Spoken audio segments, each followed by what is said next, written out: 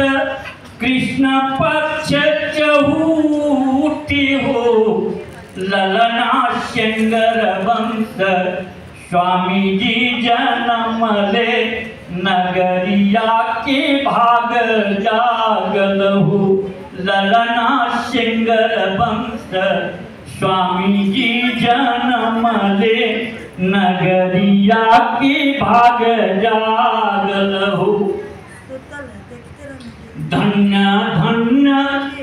धन्य धन्य पिता अष्टकंभ मुनि माता रानी मुक्ति देवी हो ललना योगी कुल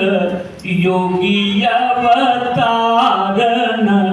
गरिया के भाग जागलहु ललना योगी कुल योगी अवतार लगरिया के भाग जागलहु धन्य धन्य पकड़ी के लोग धनिया माता मुक्ति देवी हो ललना गोदिया में खेलत योगी परम पद पावे लहु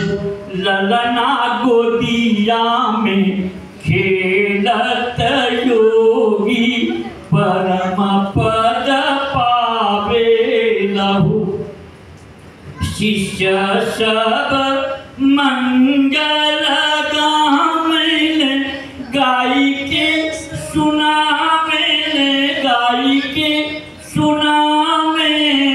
हो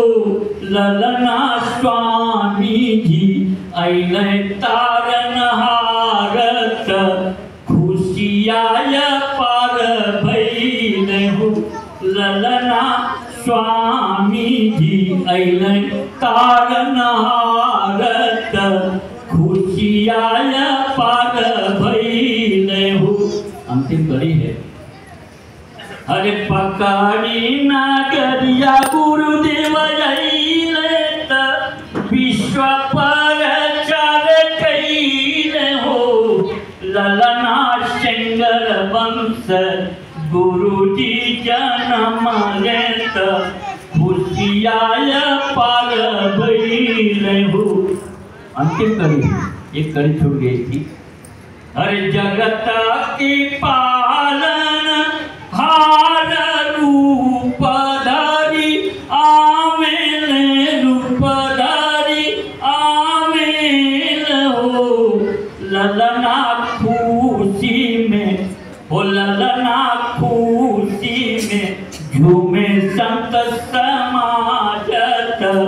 खुशियाय पार भइले हो। बोले सतगुरुदेव भगवान की